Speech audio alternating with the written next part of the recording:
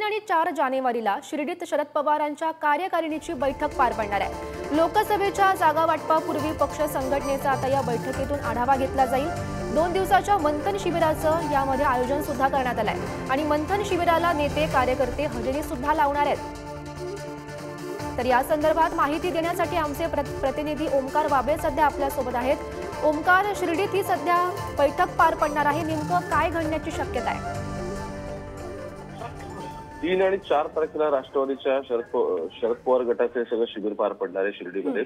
महत्वाचं म्हणजे ज्या लोकसभा निवडणुका आहेत त्याच्यापूर्वी महाराष्ट्रात नक्की संघटनात्मक ताकद किती आहे, कोणत्या मतदारसंघांमध्ये पक्षाला आणखी काम करायला लागू शकतं, किंवा राष्ट्रवादी जी फूट पडली आताच्या घडीला त्या फुटीनंतर कोणकोणत्या मतदारसंघांमध्ये कोणकोणत्या तालुक्यांमध्ये पक्षाची ताकद किती आहे आणि त्याचा सगळ्याचा अंदाज घेणं आणि महत्वाचं म्हणजे शरद पवार स्वतः गाईड करायला या सगळ्याला उपस्थित असणार आहेत। त्यामुळे स्ट्रॅटेजी प्लॅनिंग आणि कार्यकारिणी त्यासोबत फ्रंटलचे सगळे अधिकारी, आमदार आणि पवारांसोबतचे खासदार या सगळ्याला उपस्थित असणार आहेत।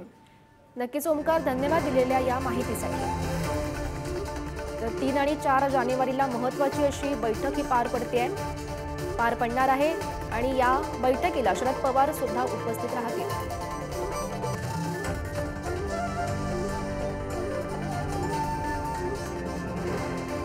तर आता ही महत्त्वाची आणि मोठी बातमी आपण सध्या पाहतोय।